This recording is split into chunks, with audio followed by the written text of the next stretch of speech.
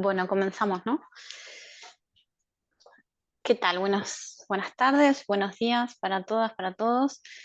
Estamos aquí reunidas en una nueva sesión, en un nuevo seminario de salud laboral que organiza CISAL.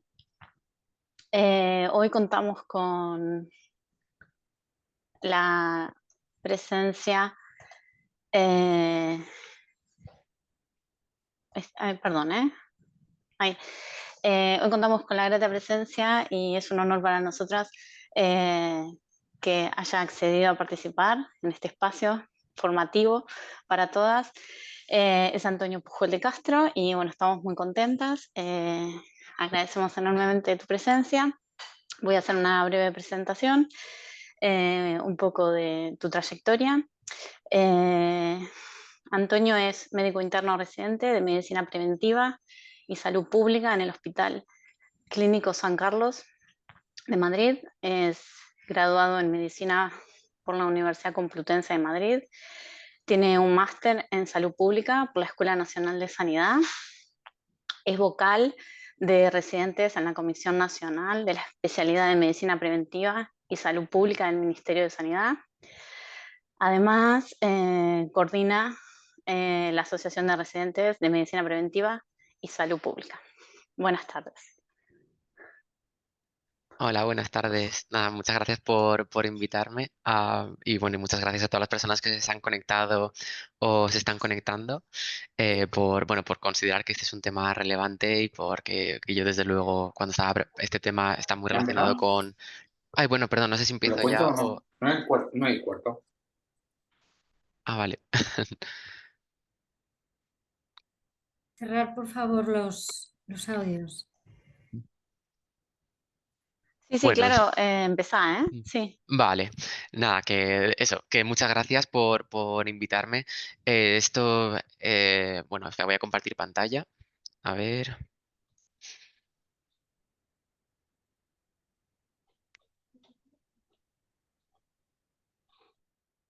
Bueno, a ver. No sé si se ve la pantalla.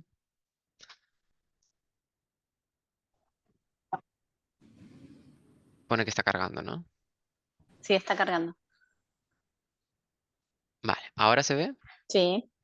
Vale, pues bueno, como ha comentado Noelia, soy Antonio Puyol de Castro y me plantearon la posibilidad de que explicase un poquillo o que hablásemos del desgaste profesional en médicos en España. Esto es se pusieron en contacto conmigo a raíz de un estudio que publicamos hace unos meses que formaba parte, que bueno, que toda la idea surgió del trabajo de fin de máster que hice del máster en salud pública. Bueno, antes de empezar, quiero comentar que no tengo ningún conflicto de interés con el tema y tampoco, y quiero agradecer a Ferran Catalá López, quien ha sido mi tutor durante el desarrollo del máster y luego es la continuación que hemos hecho de este estudio, ya no solamente como TFM, sino que encima luego hemos depurado los datos y hasta que nos ha llegado a la publicación y con las personas que me han ayudado a hacerlo, Grecia y Pablo Vaquero. Entonces, esto parte de una situación que muchas personas, que se ve en cualquier hospital o en cualquier consulta de atención primaria, que había muchas titulares a nuestro alrededor diciendo que los médicos estamos cansados y hartos. El 33% se jubilaría ya si pudiera.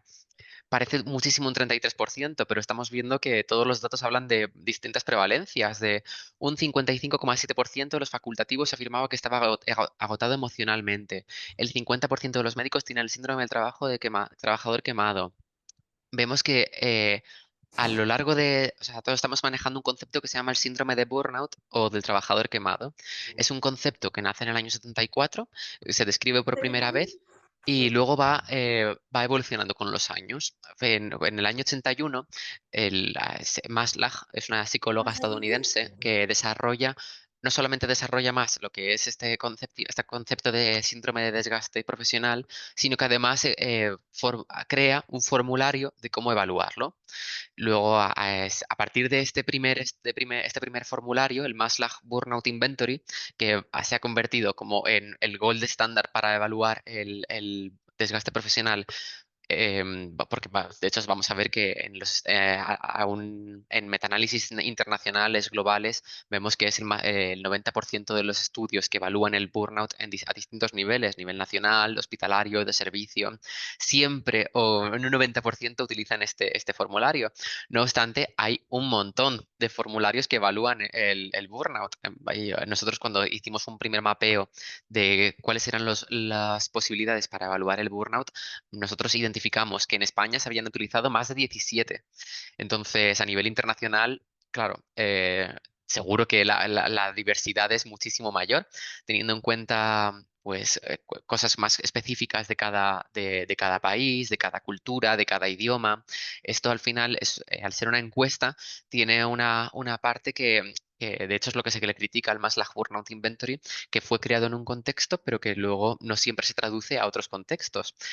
Entonces, esto vamos a hablar de ello más adelante porque es el kit de la cuestión, el cómo se hacen las preguntas y el cómo se evalúa lo que nos refleja pues, la cantidad, la prevalencia que vamos a tener de este síndrome.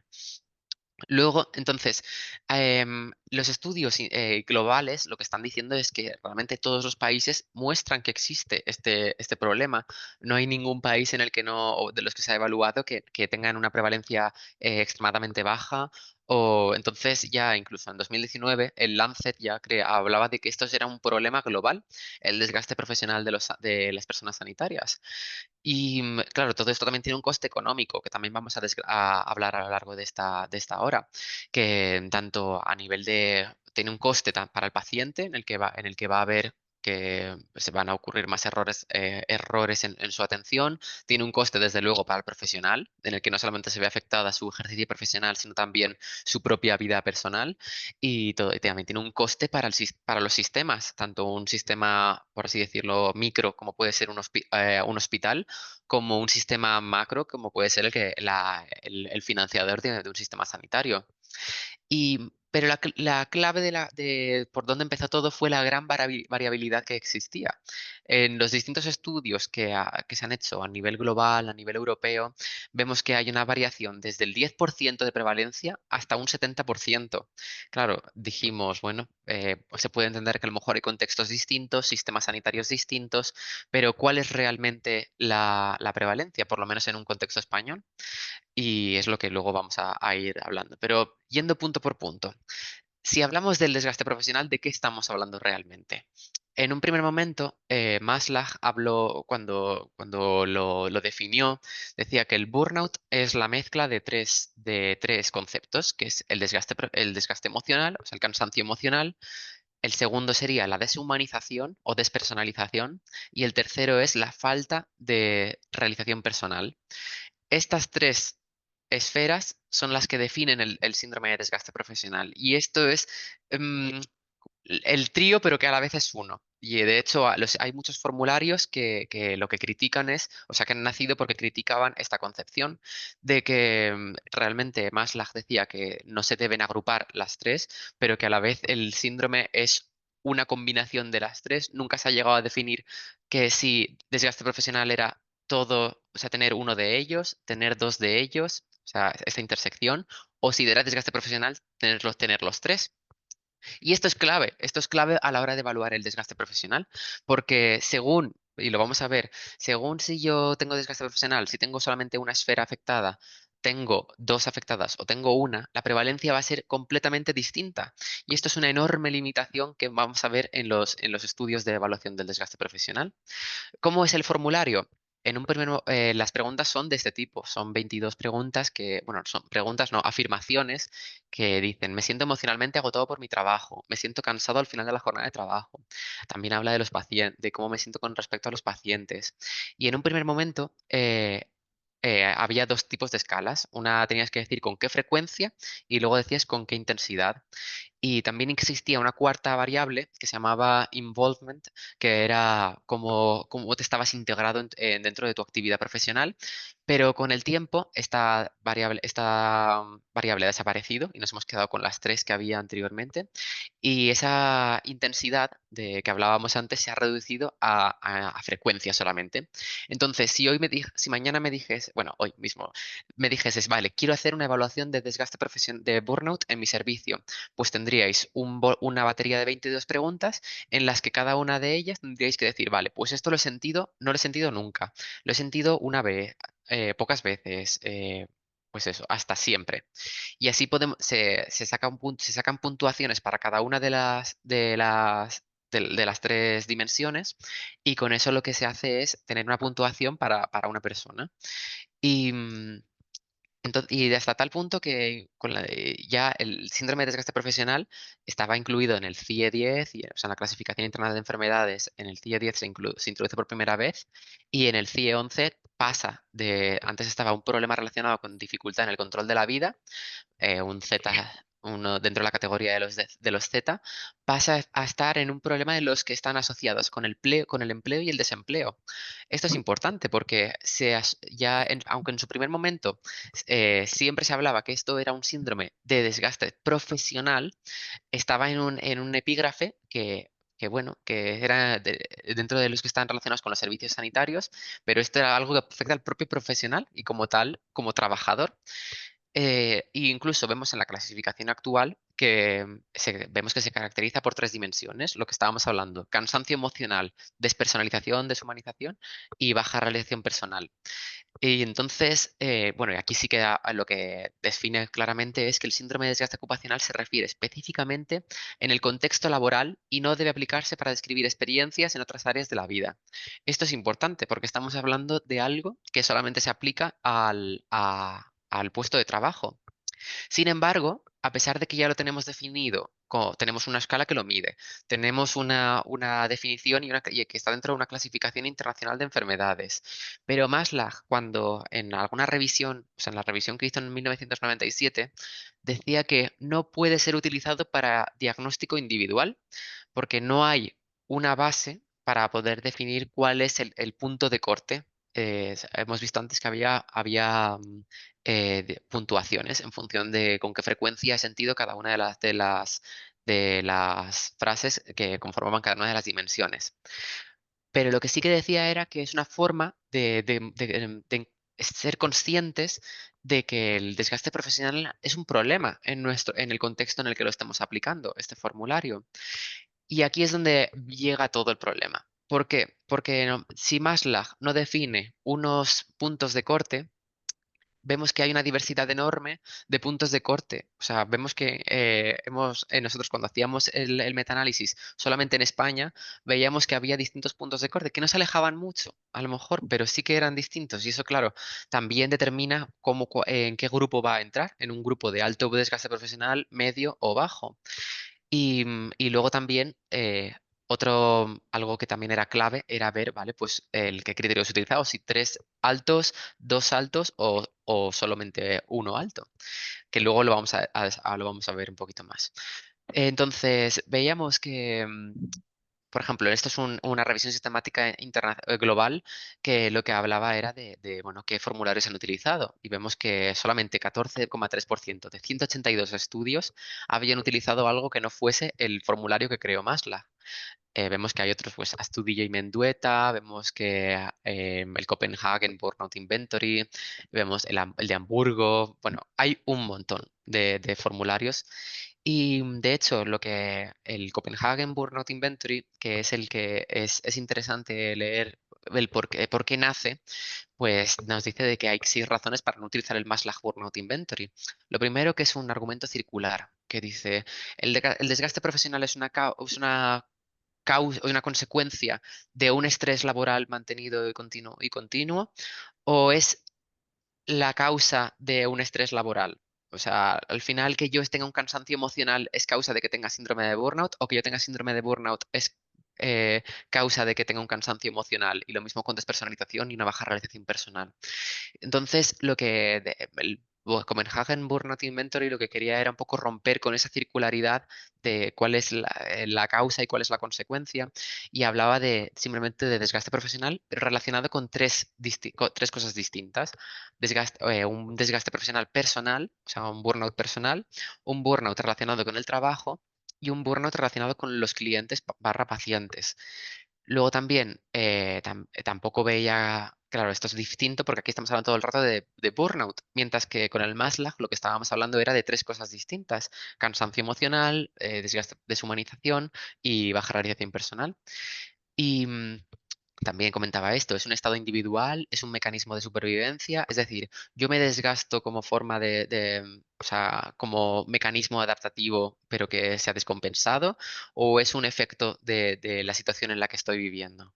También había algunas preguntas que consideraban inaceptables, que fue creado en un entorno americano, pero que a lo mejor en un entorno pues de Dinamarca, que es donde se creó el Copenhagen Burnout Inventory, de trato a algunos pacientes como si fuesen objetos, pues yo he pasado el Maslach Burnout Inventory aquí en España también, y hay médicos que se cabreaban y te escribían al lado de no considero que debamos que esta pregunta sea adecuada o así. Entonces, esa transculturación que tiene que darse en un formulario, como que no llegaba a darse. También existen gran variedad de adaptaciones del Maslach Burnout Inventory. Tenemos uno para personal sanitario en general, tenemos uno para profesionales médicos, pero luego hay algunas que son, por ejemplo, el General Survey, que es decir, es para población general. Entonces, lo que critican es: ¿qué mide esto? Que si el Maslach Burnout Inventory está evaluando el desgaste profesional que se tiene en el cuidado, en la atención a otras personas, ¿cómo puedes pasárselo a la población? Ellos no pueden tener, no se puede evaluar o no se puede comparar los resultados de esta encuesta concreta con las que se pasa a un personal sanitario. Y lo mismo, esta misma crítica se traslada al Maslach Burnout Inventory, que está hecho específicamente para evaluar el desgaste profesional de los estudiantes. Y dice: es que no es la misma la relación que tiene un estudiante. Un estudiante puede estar cansado de estudiar, puede tener un horario horrible, pero no es la misma la relación que tiene el estudiante con el paciente, que el estudiante, que el que tiene el personal sanitario, enfermería, medicina y otros, con un paciente del que realmente tiene una relación mucho más directa de dependencia. Y luego, un tema que parece menor, pero que no lo es, que el Maslach Burnout Inventory no es de dominio público. Realmente, aunque se utilice, estoy seguro, de forma tú lo puedes ver en internet y se utiliza, pero realmente para hacer las cosas de forma legal habría que pagar por cada formulario que se utiliza a las personas creadoras. Entonces, por todos estos motivos, el Copenhagen Burnout Inventory intentaba crear una alternativa a lo que es ahora mismo el gold standard, el método de referencia, pero que tiene todas estas limitaciones que hemos comentado. Entonces, si hablamos de qué impacto tiene el burnout en la persona trabajadora, pues vemos que está relacionado o sea, cuanto más desgaste profesional tenemos, pues disminuye la vitalidad, la salud mental, la percepción de la salud general, y vemos que estas relaciones son en cada uno de los tres niveles de desgaste profesional. E incluso vemos que hay asociaciones pues, el aumento de días de enfermedad al año. Vemos el aumento de problemas para dormir, el aumento de utilización de analgésicos, y obviamente el aumento de la intención de abandonar el puesto de trabajo, ya sea de forma temporal o de forma definitiva a través de una jubilación. Pero también tiene un impacto en los pacientes, que esto, como personal sanitario, es algo que tenemos que tener en cuenta y que debería ser la principal, em, de los principales motivos. ¿Cómo puede ser que ayudando estemos provocando daño, haciéndonos daño a nosotros mismos y haciendo daño a nuestros pacientes? Vemos que hay distintos metaanálisis también, distintos estudios, donde cuando se metaanaliza todo, se ve que hay un aumento de los efectos adversos en pacientes, cuanto más es el desgaste profesional. Vemos que esa separación, esa insatisfacción con el trabajo, esa falta de avanzar en tu carrera profesional, esa pérdida de productividad, se traduce con una baja calidad de la atención al paciente, con una baja satisfacción del paciente, unos cuidados con falta de profesionalidad, que todo eso lleva a incidentes en la seguridad del paciente.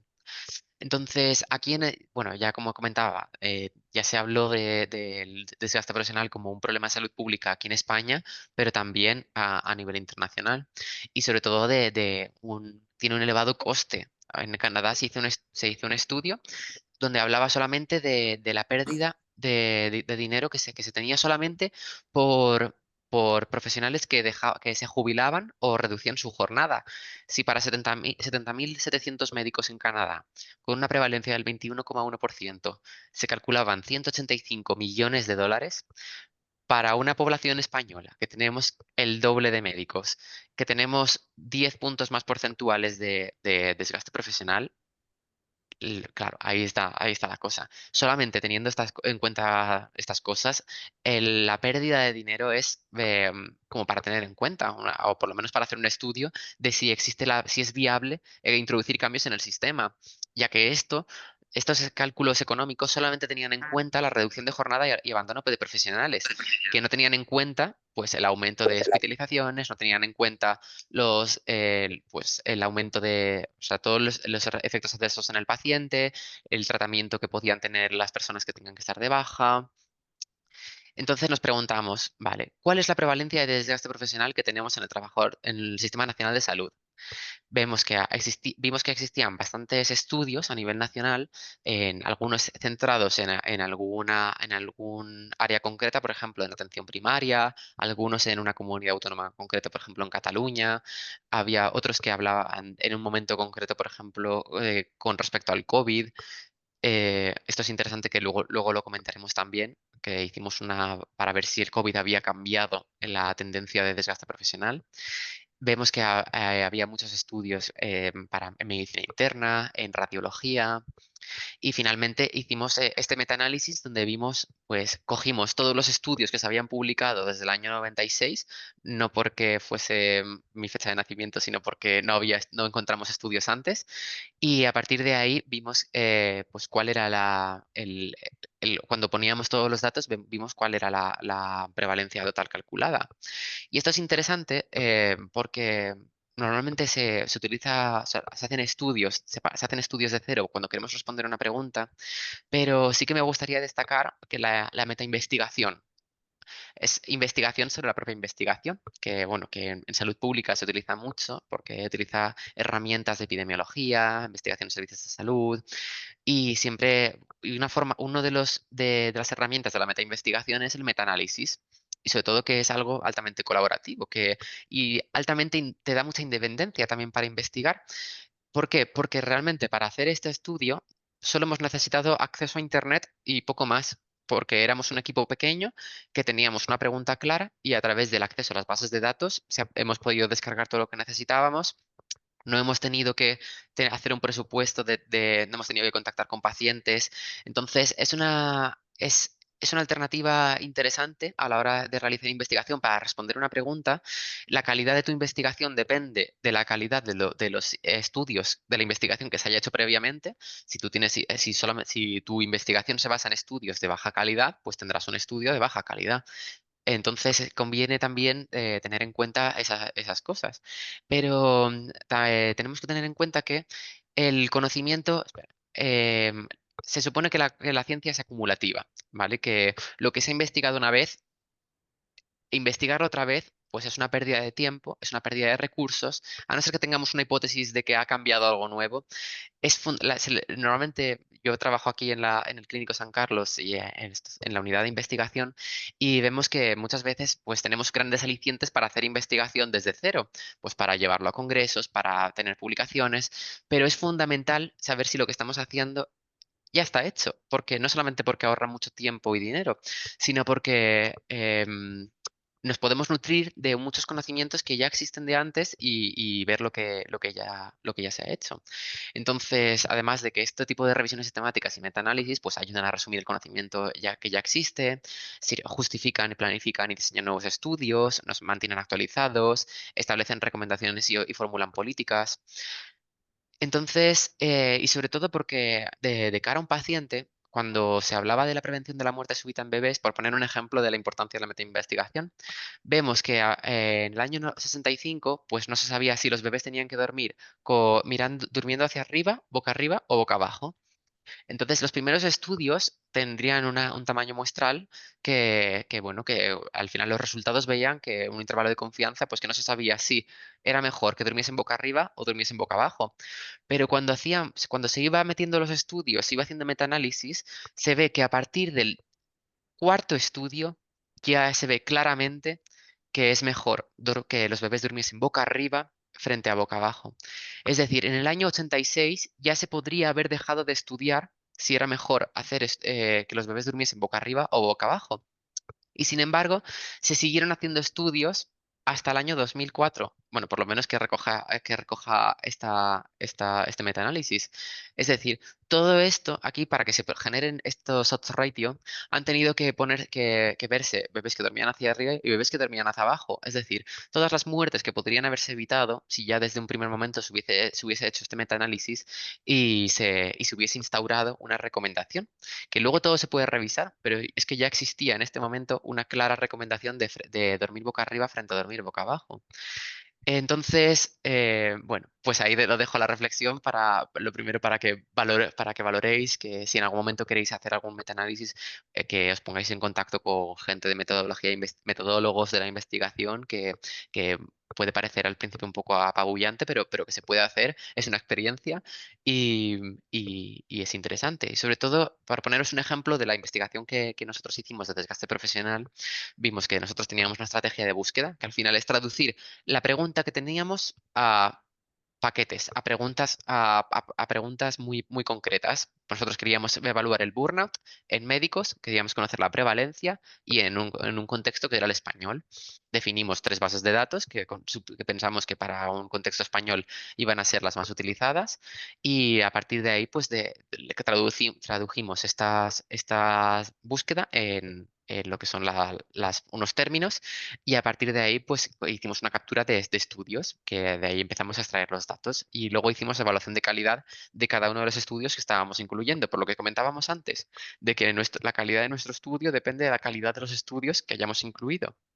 Entonces, de 586 artículos en un primer momento identificados, se van haciendo distintas cribas, pues quitamos los duplicados, quitamos los excluidos porque a veces se capta ruido, quitamos los que no hemos encontrado, que bueno, que los encontramos todos, y quitamos aquellos que no eran adecuados, pues porque eran una carta al director, pero no mostraban una metodología, porque en la población, pues a lo mejor no eran médicos, sino que era enfermería o auxiliares de enfermería. Quitábamos donde la variable de estudio no era la adecuada, ya que, por ejemplo, hablaban de percepción de la salud o depresión, pero no hablaban de burnout como tal. Y al final nos quedamos con 67, además de la revisión de artículos de los artículos que teníamos, pues revisábamos cuáles eran la bibliografía de cada uno de ellos y encontrábamos otros artículos que no habíamos capturado de otra forma. Entonces, ya llegando a algo concreto, a los resultados. De todos los estudios que habíamos incluido, vimos que había una enorme variabilidad. Había algunos que tenían una alta prevalencia, otros que tenían una baja, y cuando los poníamos todos, veíamos que había un 24% de prevalencia, ¿vale? Aquí veíamos que de un total, o sea, ¿cómo se calcula esto? Pues de un total de 497 pacientes, en este había 214 que tenían desgaste profesional, y cada uno tiene su intervalo de confianza, ¿vale? Pero cuando cogemos un pool total de todos los de 8.821 médicos y vemos que había tantos que tenían desgaste profesional, pues ahí es donde se saca esta prevalencia del 24%. Y podemos calcular un intervalo de confianza. Pero claro, volvemos al kit de la cuestión que comentábamos antes, de nuestra santa trinidad del desgaste profesional. Cuando considerábamos que burnout es el que tiene cualquiera de estos tres, es decir, esta figura, veíamos que o sea, con que tuviese una dimensión afectada, veíamos que el desgaste profesional era el 51%. Es decir, porque no todos los artículos estaban declarando el desgaste profesional de la misma forma. Unos estaban diciendo que desgaste profesional es cuando tienes cualquiera de los tres. Otros decían que desgaste profesional es cuando tienes esta intersección en forma de aquí de flor, cuando tienes al menos dos afectados. Y hay otros que dicen que no. Los más restrictivos dicen que burnout es solo cuando tienes la intersección de los tres, es decir, esta parte de aquí dentro. Entonces, claro, eso cambia totalmente la prevalencia. Veíamos que si solamente tenemos en cuenta una dimensión, la prevalencia es del 51%. Si tenemos en cuenta solamente la intersección de dos, la prevalencia es del 29%. Si somos muy, muy restrictivos y vamos aquí a la parte más pequeña, es de un 18%, que no es nada como para decir, bueno, no es nada, un 18% siendo muy restrictivos me parece algo bastante significativo. Algo que tiene que tenerse en cuenta, vale, ya no es uno de cada cuatro, pero es uno de cada cinco de nuestros profesionales, con unos niveles muy elevados de desgaste profesional. Vemos que la heterogeneidad se mantiene en todos los estudios, es decir, tengamos el criterio que tengamos. Y luego hicimos algunas comparaciones por distintos subgrupos. Es decir, la única que nos salía significativa era cuando comparábamos los residentes con los adjuntos.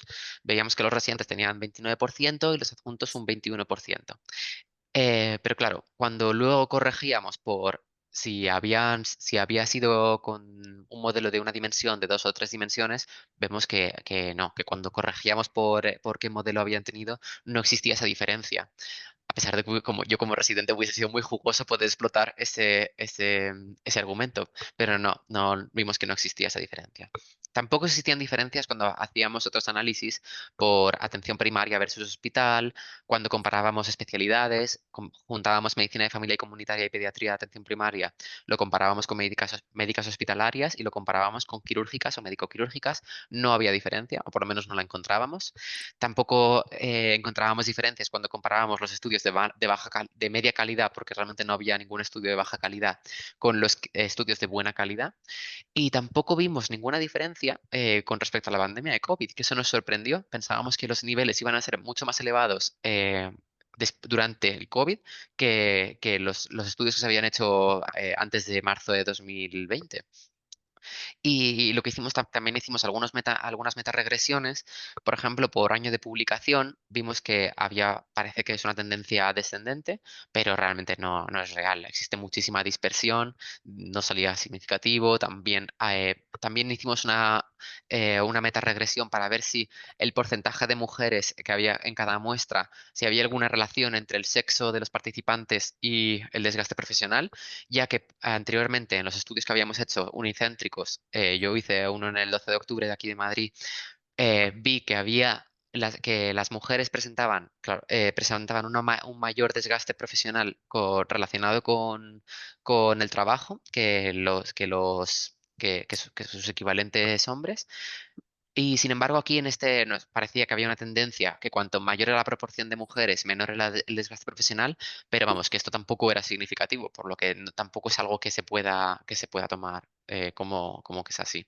Entonces, resumiendo un poquillo, las limitaciones que hemos encontrado al hacer este estudio, el propio concepto de burnout, como hemos visto, es una limitación. Eso de ser tres, pero a la vez ser solamente uno, no termina de cuadrar. También la disparidad dentro de un mismo instrumento. Vemos que hay distintos puntos de corte y luego también vemos que varía mucho según si he cogido las tres bolas, si he cogido solo la intersección de dos de ellas o si solo he cogido el pequeño triangulito que queda de la intersección de los tres. También vemos que hay una disparidad a la hora de notificar la realización personal, porque algunos notificaban como baja realización personal, por tanto, tener alta puntuación en baja realización personal era indicativo de desgaste profesional, otros lo hacían como una escala negativa para que... Entonces también ahí consideramos que puede que eso haya sido un sesgo en algunos estudios a la hora de cómo lo reflejan. Y, y luego también hay estudios de poblaciones que incluyen tanto médicos como otras profesiones, que nos ha costado extraer los datos. Hemos contactado con los autores de cada estudio y, y cuando no podíamos extraer solamente el dato de médicos, no incluíamos el estudio en nuestro metaanálisis. Y luego también que hay mucha disparidad en el tipo de estudios. ¿Por qué? Porque el 65% son estudios infranacionales. Esto quiere decir que los estudios que hemos incluido, a lo mejor este era de un hospital, este era de una comarca, este era de una comunidad autónoma. Claro, son representativos los resultados de una comunidad autónoma con el resto de España.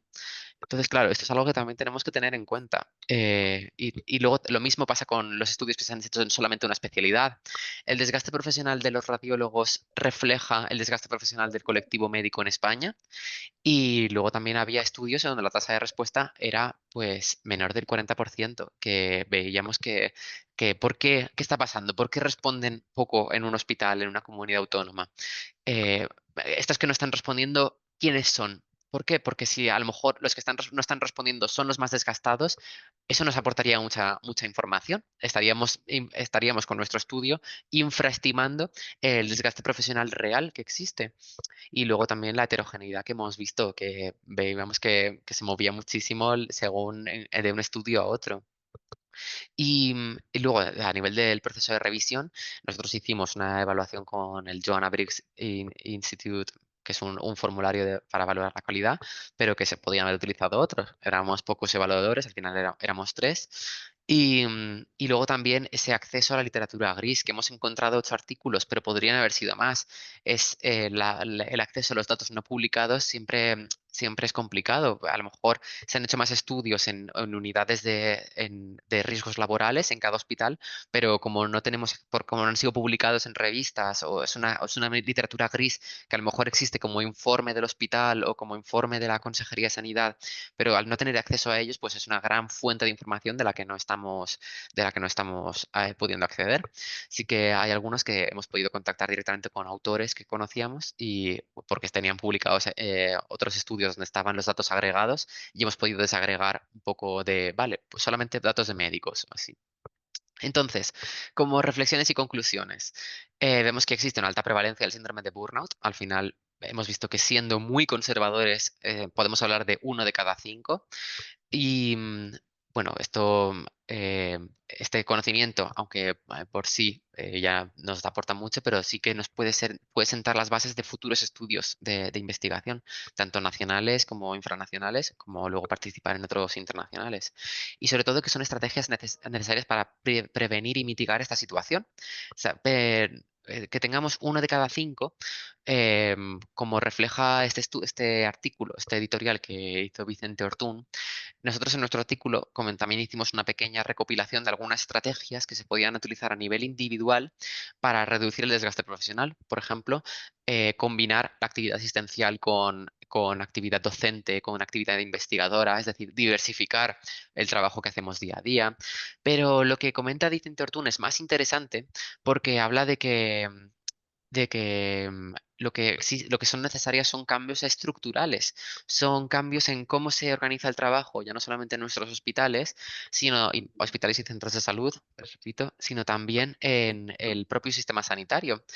Bueno, en el Sistema Nacional de Salud existe espacio para reformas consensuables que permitan una gestión autónoma y responsable en la que sea inevitable emplear criterios racionales para seleccionar por mérito, reclutar según el puesto a cubrir, valorar e incentivar, es decir, crear una carrera profesional. Entonces, eso sí, uy, perdón.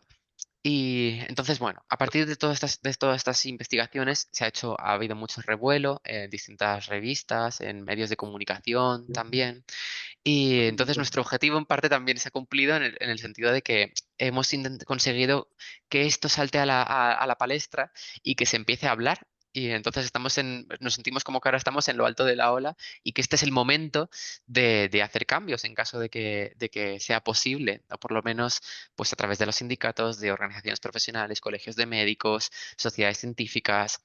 Entonces, desde nuestro punto de vista, desde una perspectiva científica, lo ideal sería hacer una evaluación periódica, es decir, pero ya no solamente hacer metaanálisis repetidos de todo lo que se vaya publicando, sino realmente realizar una vigilancia nacional. Es decir, si queremos conocer cuál es el desgaste profesional en España, no hacer otra vez un metaanálisis donde estamos yendo a cañonazos intentando cubrir todo el territorio, sino hacer realmente un estudio transversal nacional que permita evaluar de una forma que nos diga, vale, esto es lo que hay realmente dentro de nuestra población médica.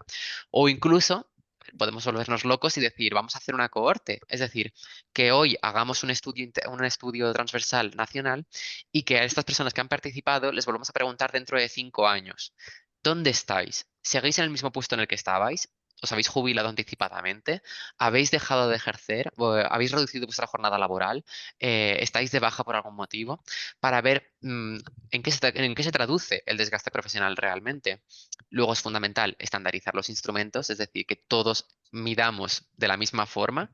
Para eso es necesario pues, que haya un liderazgo a la hora un liderazgo científico, si queremos decir, bueno, que es difícil, pero en un estudio nacional ahí sí que sería posible.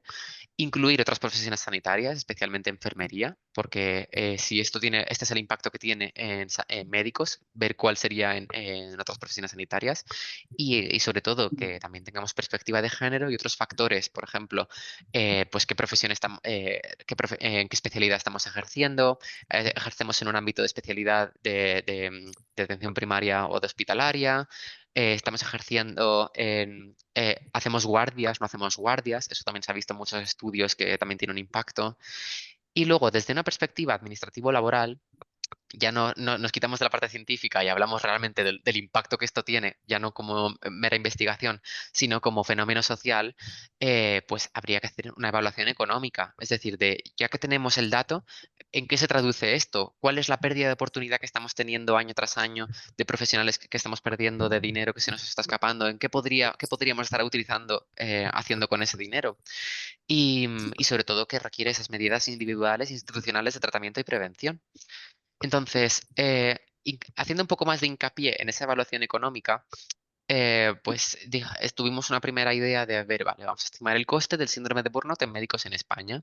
Pues, lo ideal para cualquier evaluación económica pues, es hablar de costes directos sanitarios, es decir, de los ingresos que provoca, de la atención sanitaria que provoca, los costes directos no sanitarios, pues desplazamientos, los costes indirectos, hablamos de pérdida de productividad, es decir, que un médico no esté pasando consulta o no esté haciendo la labor para la que ha sido formado, es una pérdida de productividad que también se puede evaluar. Y luego también todos estos tres costes, pues tenerlos en cuenta desde la perspectiva del hospital y luego desde la perspectiva de la sociedad, de ver pues qué supone para la sociedad que perdamos tal cantidad de los presupuestos. Y, mm, y claro, esto tenemos que verlo tanto desde el punto de vista del paciente, pues de efectos adversos, infección nosocomial, etcétera, como del profesional, tanto por la atención médica, las bajas, jubilaciones anticipadas, como luego los eventos en el paciente.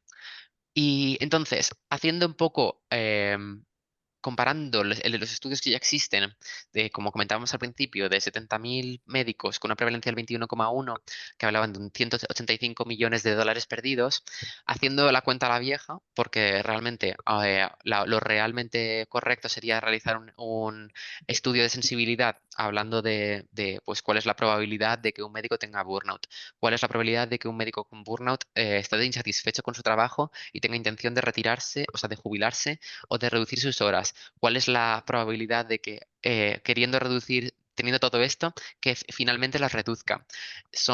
Tenemos proxies de Canadá, pero habría que ver si son traducibles al contexto español, que a lo mejor de todos los que tienen esa intención en España, a lo mejor no todos acaban reduciendo su jornada laboral o no todos terminan jubilándose. Lo ideal sería hacer eso, un estudio de sensibilidad teniendo en cuenta todas estas incógnitas. Pero haciendo la cuenta a la vieja, hablando mal y pronto, pues comparando con estos datos y asumiendo todas las asunciones que hacían en Canadá, hablaríamos de una pérdida de 540 millones de dólares perdidos por jubilaciones anticipadas y reducciones de jornada. Si lo comparamos con otros estudios en Estados Unidos, aquí son más, hilan más fino y hablan de que no es lo mismo que una jubilación anticipada de una persona que tiene más de 55 años que una persona que tiene menos. Entonces, porque ahí ya depende también de si es del ámbito de medicina de familia, si de un ámbito quirúrgico o de otros. Entonces, esto es un análisis de sensibilidad mucho más fino en el que finalmente, pues, lo que siempre nos acaba determinando más es que el factor que más determina el coste final del desgaste profesional es esa relación que tiene el desgaste profesional con finalmente dejar el trabajo, el actual turnover. O sea, el turnover es la jubilación anticipada. Entonces, pero bueno, que hay otros factores que también modifican mucho lo que sería el coste final. Ahí hablan en billones, o sea, en miles de millones americanos. Entonces, otra vez haciendo la cuenta a la vieja, según tomando los a priori del estudio canadiense, hablábamos de 540 millones de dólares y tomando los datos de Estados Unidos, hablamos de 300 millones de dólares por pérdidas por jubilaciones anticipadas y reducciones de jornadas. Esto puede ser un intervalo que podríamos tener así como, bueno, sin hacer un estudio bien hecho, podríamos ver que estas son las pérdidas que estamos hablando. ¿Qué se podría hacer con estos 300 o 500 millones de dólares en España? Pues a lo mejor reforzar las infraestructuras, contratación de personal, vamos, que las posibilidades son múltiples y que faltaría hacer ese análisis. Entonces, bueno, voy a dejarlo aquí, que ya llevo 45 minutos. Y nada, que si tenéis alguna duda, alguna reflexión, de verdad que para mí es un privilegio poder estar en un seminario de investigación de salud laboral, porque es precisamente vosotros quienes os enfrentáis a la realidad de este problema y quienes seguro que tenéis muchísimas más idea de cómo manejarlo, cuáles son las soluciones que que deberían darse. Así que nada, de nuevo, muchas gracias. Muchas gracias, Antonio. Gracias a todas por la participación y por la escucha atenta. Abrimos el micrófono para las preguntas. Si alguien quisiera comentar, preguntar. Ante todo, agradecerte, Antonio, porque es un trabajo inconmensurable, realmente. La precisión que traes con los datos y con el análisis, el metaanálisis, es muy interesante y bueno, es muy rico y da para discutir mucho y profundizar sobre muchos temas, sinceramente. Así que bueno, agradecemos enormemente este gran resumen que nos has hecho. No sé si alguien quisiera hacer un comentario o alguna pregunta. Am, bueno, Noelia, sí, Sí, ¿podría? Soy Carla. sí, Carla, después está con Sol. Hacemos una lista, vamos anotando. Vale, primero de todo, muchas gracias, Antonio, por ese estudio, me ha encantado. Yo como psicóloga, pues doy asistencia a trabajadores que, bueno, sale alterado el test del burnout, y doy atención psicológica. Sí que es cierto que ¿no? Es el servicio de prevención. ¿Hay alguna recomendación que nos darías a raíz de este estudio para poder ayudar más o dar ese soporte a los médicos que se encuentran en esa situación o que tienen factores de riesgo que pueden conllevar a esa situación? Gracias. Pues bueno, gracias por, por tus palabras, pero lamentablemente yo no me siento cómodo haciendo, o sea, haciendo recomendaciones de atención a los profesionales.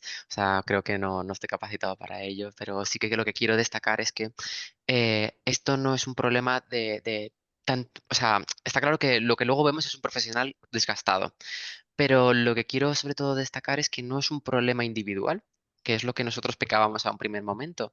Esto es un problema que surge de un sistema que funciona bien, de un problema que funciona como, o por lo menos como estaba planeado que funcionase. Las recomendaciones que nosotros damos es que lo que necesitan es ir a un sindicato.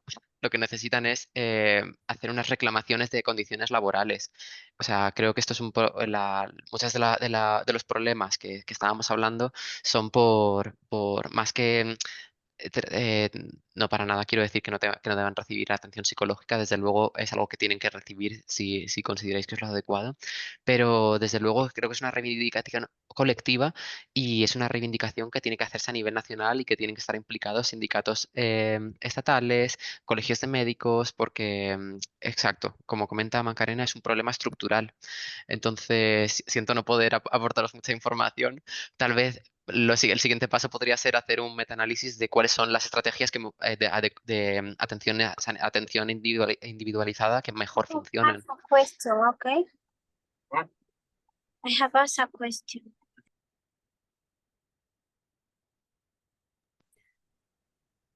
No sé, alguien que abrió el micrófono. Disculpa la interrupción, Antonio. No, había terminado. Ah, bien. Ya lo siento por no poder Sí. aportar más en esta pregunta. Con Sol, ese micrófono Sí. abierto. Sí, gracias, Antonio. No, la verdad yo creo que sobre todo debería dirigirse a las direcciones de los hospitales, ¿no? Y no solamente a sindicatos y a colegios de médicos, sino que estos estudios deberían ir a la dirección de los hospitales porque efectivamente la detección de casos de burnout lo que nos está diciendo es que la organización del trabajo tiene que mejorar, ¿no? No, la verdad que gracias porque es un montón de información que has facilitado, es un tema que habéis trabajado con muchísima profundidad y en este sentido te quería hacer un par de, bueno, te haría muchas preguntas, ¿eh? Porque el tema da mucho de sí, pero quizá me focalizaría en dos cosas, ¿no? Una es que has hablado mucho al principio de los cuestionarios, de Maslach, de otros que mejoran, el Copenhagen, etcétera. Eh, ¿Qué mejoran estos cuestionarios? ¿Estos cuestionarios posteriores permiten un punto de cutoff? ¿Hay alguna posibilidad o algún cuestionario que haya validado de alguna manera o alguna metodología que haya validado el Maslach y poder establecer un punto de corte? Bueno, en definitiva, si tuviéramos que utilizar un cuestionario, ¿qué cuestionario recomendarías tú, no?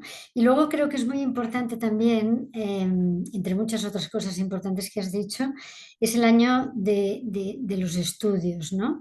Cuando habéis valorado la evolución de la prevalencia, que entiendo que, bueno, la prevalencia ha sido medida con distintos cuestionarios, ¿no?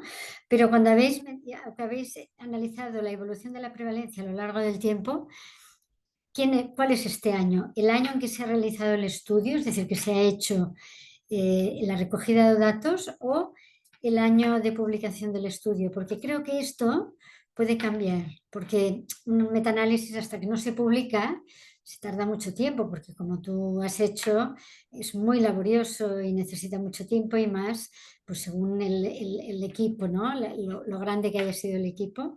Ah, ¿cómo habéis analizado esto? Mm. Gracias. Gracias, ¿eh? Sí, pues gracias por su pregunta, Consol. Es una pregunta muy buena porque de hecho es una de las cosas que tuvimos en cuenta a la hora de realizar el metaanálisis, porque como no es de hecho no es lo mismo publicar en 2021, ya estamos en COVID, unos datos que habíamos recogido en 2019. O sea, aunque se puede utilizar esa ola de desgaste profesional que se vivía en el COVID, no era lo mismo. Y esto lo tuvimos en cuenta. De hecho, algunos nos decían, ¿cómo puede ser que en el metaregresión aparezca Macías Rodríguez 2021, pero está mucho más a la izquierda en la burbujita?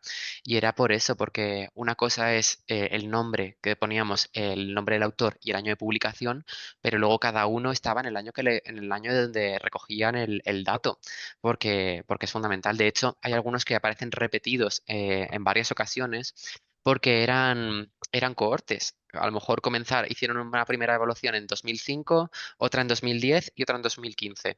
Y los tres se llaman igual, a lo mejor se llaman pues Antonio 2016, pero son 3 puntos distintos. Entonces, totalmente, es algo que en un metaanálisis tiene que tenerse en cuenta, sobre todo cuando estás evaluando una tendencia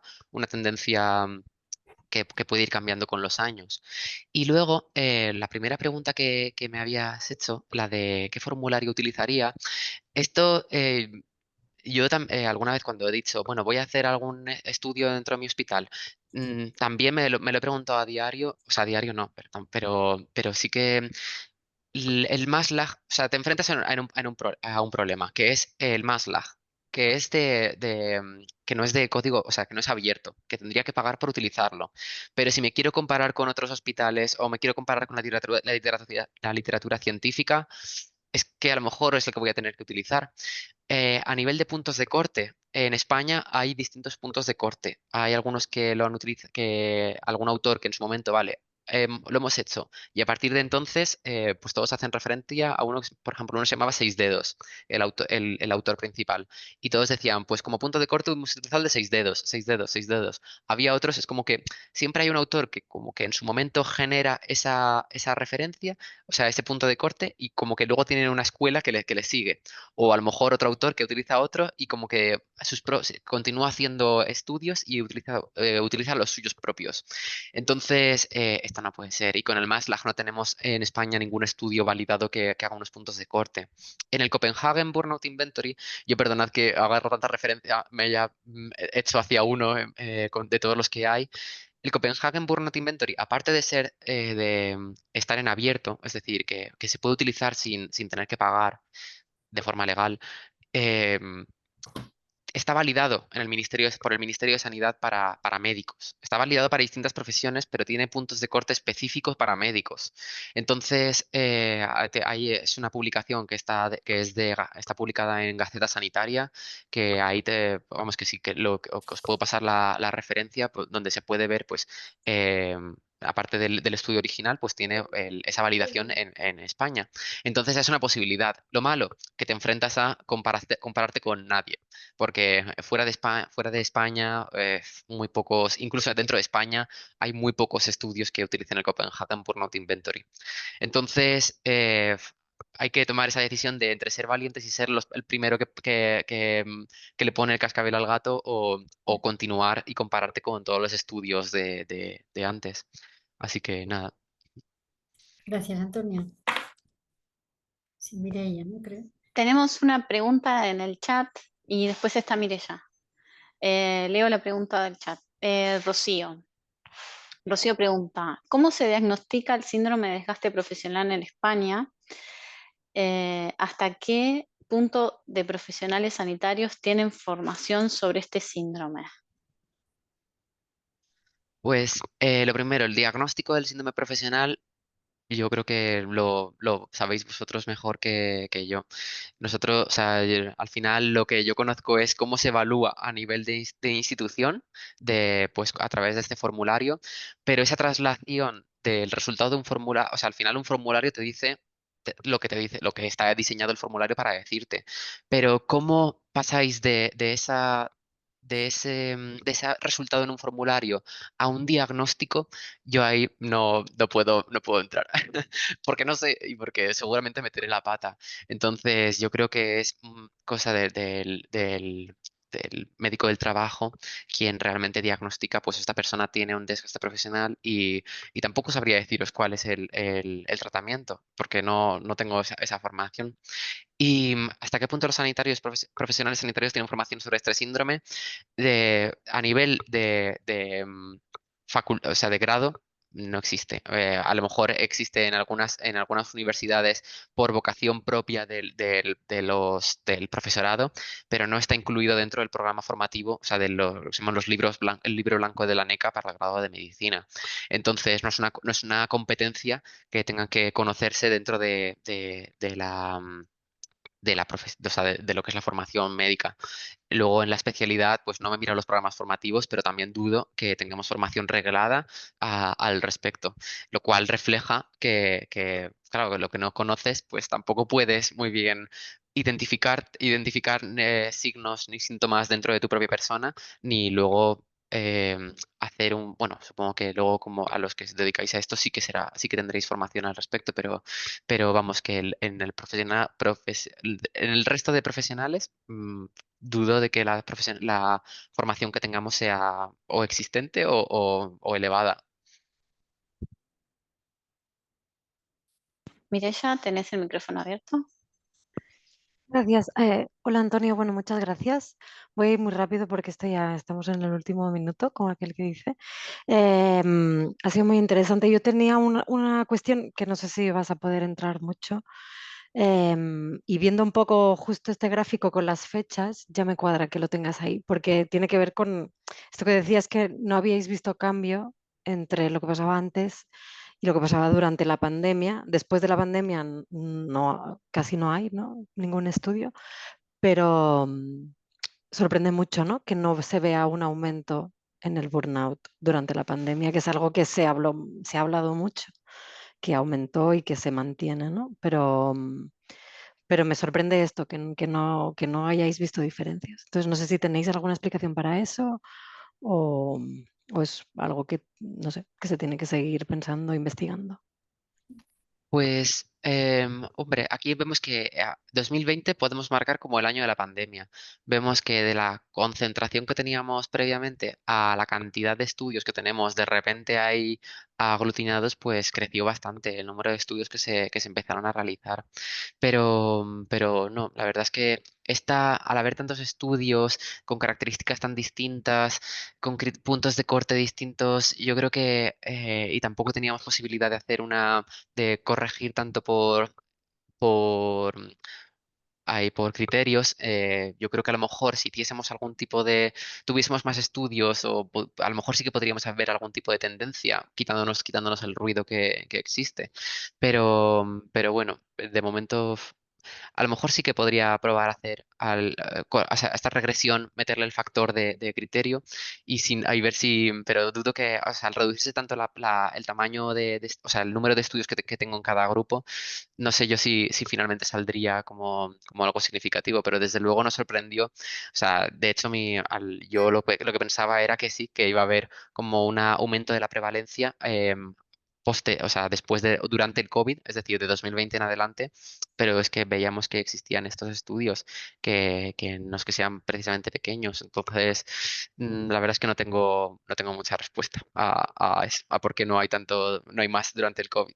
Parece contraintuitivo, pero a lo mejor simplemente que no lo hemos encontrado, a pesar de que luego sí que se encuentra. Yo, esta investigación que hice durante el COVID, lo acompañé de una parte cualitativa y sí que con entrevistas a profesionales y ahí sí que veías que efectivamente había muchas cosas que se habían perdido, tanto en la relación con el paciente como a ellos mismos como trabajadores, como esa percepción que tiene la sociedad de ellos y que también afectaba a su realización personal y profesional. O sea, de forma cualitativa lo veías, pero por eso creo que es importante que también estos estudios vayan acompañados con la parte cualitativa, a pesar de que luego lo que es la parte cuantitativa no acompañe. Así que eso. Bien, muchas gracias. Bueno, vamos a agregar una última pregunta de Ana Latorre y nos despedimos. Ana Latorre quería preguntar qué tanto por ciento de los estudios valorados concluían con alguna recomendación de actuación. Pues esto, como los estudios que nosotros valorábamos eran de prevalencia, muchas veces lo que hacen en el apartado de conclusiones o de discusión es citar al anterior. Es decir, si tú has hecho un estudio basándote porque has tomado otro estudio previo como referencia y en el previo de referencia ponían al final unas recomendaciones, pues volvían, o sea, eran recomendaciones que eran igual, pero no eran recomendaciones que se basaban en estudios propios. Seguro que hay estudios que evalúan las posibilidades y la efectividad de las, ay, ¿cómo se dice? Bueno, de posibilidades de tratamiento, de prevención, pero vamos, que los estudios que yo he valorado no se veía nada novedoso. Tampoco era el objetivo. O sea, nuestro objetivo no era encontrar métodos de prevención y tratamiento. Entonces, pero sí que sería interesante hacer una revisión sistemática. Si alguien se anima, le puedo ayudar de cuáles son las posibilidades de prevención y tratamiento. No sé si se dará para metaanálisis, pero desde luego como revisión sistemática creo que puede ser muy interesante de que tengamos una pequeña guía de cómo manejar este síndrome en la consulta. Perfecto, muchas gracias Antonio por tu tiempo, por tu dedicación, por hacernos tan agradable esta tarde y este seminario. Dejamos un inmenso saludo y agradecemos a todas las personas que participaron. Vamos a subir el video el canal de YouTube de CISAL, así que van a tener acceso quienes quieran volver a verlo. Y bueno, muchas gracias y que tengan buenas tardes. Nos veremos en el próximo encuentro. Gracias. Muchas gracias. Buenas tardes. Buenas tardes. Gracias. Gracias a todas.